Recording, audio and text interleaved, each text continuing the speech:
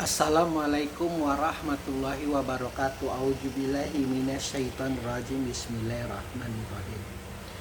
Wa mahattul lahu tamhida, dan aku beri dia kelapangan hidup seluas-luasnya.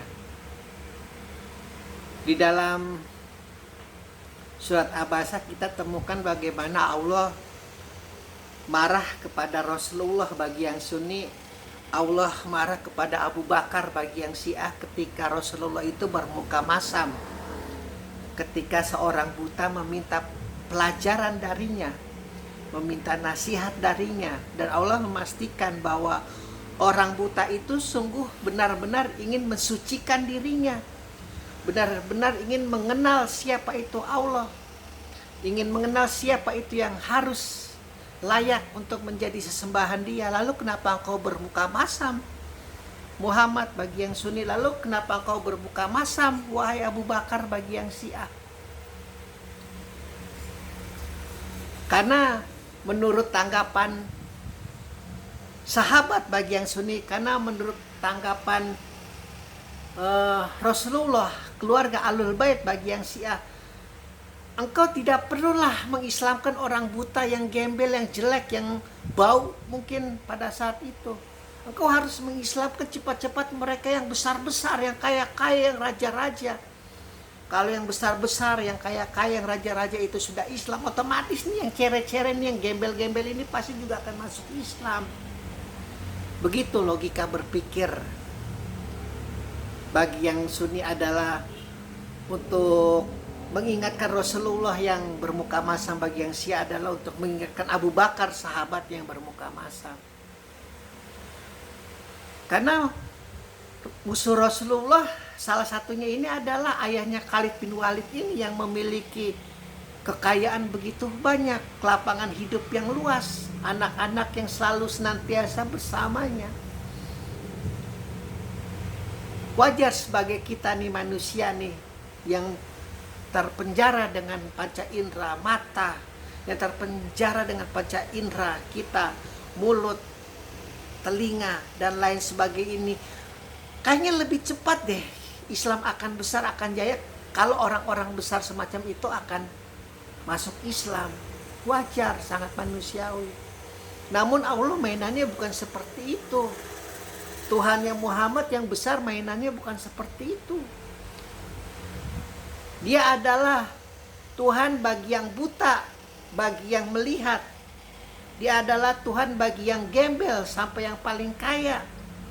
Dia adalah Tuhan bagi yang ahli maksiat maupun ahli sholat. Ketika ada seseorang mengharap pengajaran darimu Muhammad, ketika seseorang mengharap pelajaran darimu wahai Abu Bakar, kau harus layani. Itu adalah ciptaanku. Makanya di dalam tradisi Syiah tidak seorang pun, seorang nabi atau rasul itu berhak untuk menjalimi. Kalau yang Sunni tidak. Terkadang karena sebagai manusia biasa, nabi dan rasul pun tidak sadar telah melakukan kejaliman. Salah satunya adalah ketika seorang buta itu meminta pelajaran dari Muhammad dan Muhammad bermuka masam.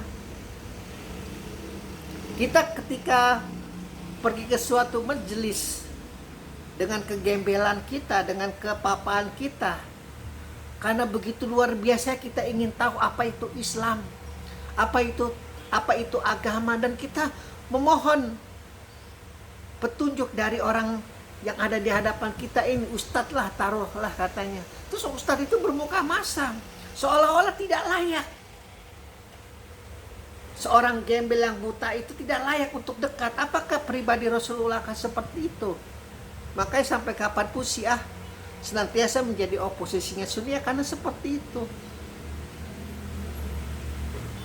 Dan kapanpun, sampai kapanpun Sunni pun akan menjadi oposisi ya karena posisinya seperti itu. Yang satu adalah memaksumkan Rasulullah dari sejak lahir sampai mati. Yang satu adalah memanusiakan Rasulullah dari sejak lahir sampai mati. Dan sekali lagi di dalam kuliah tidak pernah bosan dikatakan, itu bukan alasan untuk membidahkan, menyesatkan, memotong leher, memfitnah, membuli, meludahi saudara-saudara kita sendiri yang berbeda mazhab. Allah menekankan nih kepada Rasulullah, kepada Muhammad, aku akan melakukan sesuatu atas orang ini wahai Muhammad. Karena betapa dia sangat memusuhimu, memusuhi apa yang engkau ucapkan kepada dia itu adalah dariku untuk tidak menyembah berhala, untuk kembali kepada jalan yang lurus, jalan yang benar. Dan perkataanmu itu diolok-olok, dilecehkan. Karena seperti itu tadi, kelakuan dia itu seperti Rasulullah, tidak layak. Aku begitu kaya, hidupku luas, lapang. Kau siapa Muhammad? Kau gembel. Engkau tidak berpunya. Keluargamu saja berantakan, kau tidak punya anak laki-laki. Kau saja hanya beristrikan seorang janda. Tidak layak kau menyuruh aku untuk meninggalkan berhala. Kau tidak layak seperti itu. Sama kelakuannya ketika Rasulullah yang diklaim Sunni. Sama kelakuannya ketika Abu Bakar yang diklaim Syiah. Oh, kau tidak layak orang buta untuk bertanya kepada aku. Aku ini dekat dengan Tuhan. Aku ini dekat dengan Allah. Jangan kau sentuh aku. Nanti aku ikut jadi buta seperti kamu. Jadi seperti itu. Makanya tidak mungkin sampai kapanpun Syiah itu diperlukan. Sampai akhir zaman. Untuk menutup mereka yang tidak tahu Islam hanya sepenggal-sepenggal, lalu kemudian mencap benar-benar Rasulullah adalah manusia biasa. Pun begitu juga Sunni pun sampai kapanpun dibutuhkan sampai akhir zaman. Untuk menutup yang mereka yang tahu Syiah hanya sepenggalan-sepenggalan, lalu begitu luar biasa merafidahkan dirinya. Seolah-olah tidak ada makhluk yang benar-benar yang harus dijunjung tinggi selain Muhammad. Begitu. Saling melengkapi. Makanya dikatakan Al-Quran itu satu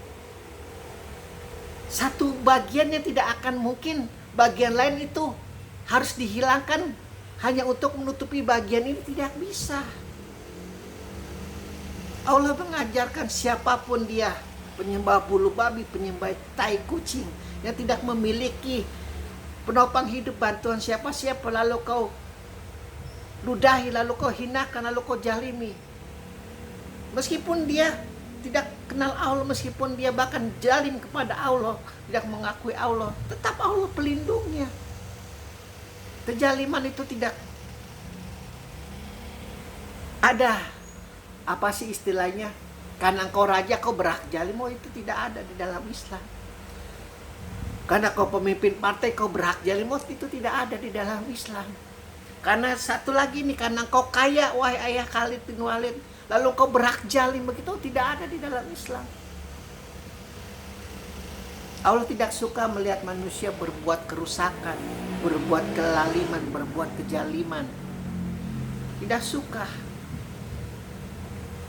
Itulah sebabnya pertanyaan malaikat, kenapa sih engkau ciptakan manusia? Ya pasti kelakuannya akan sama dengan jin. Oh tidak.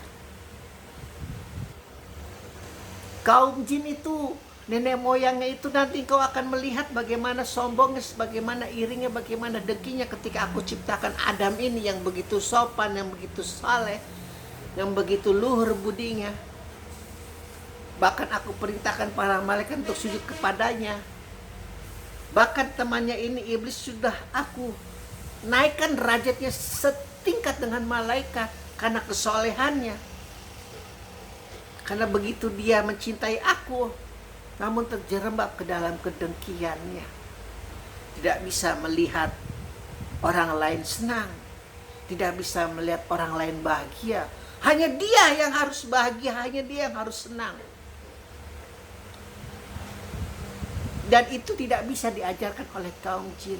Manusia yang hanya bisa. Itu namanya Adam, dan akan berketurunan sampai keluarganya yang paling tinggi di dalam Syiah adalah Ahlul Bait. Sampai nanti kemudian dia akan ditopang oleh sahabat-sahabatnya, ditopang oleh keluarga-keluarganya Rasulullah. Tidak memiliki siapa-siapa, seorang diri, yatim piatu dari sejak bayi. Begitu.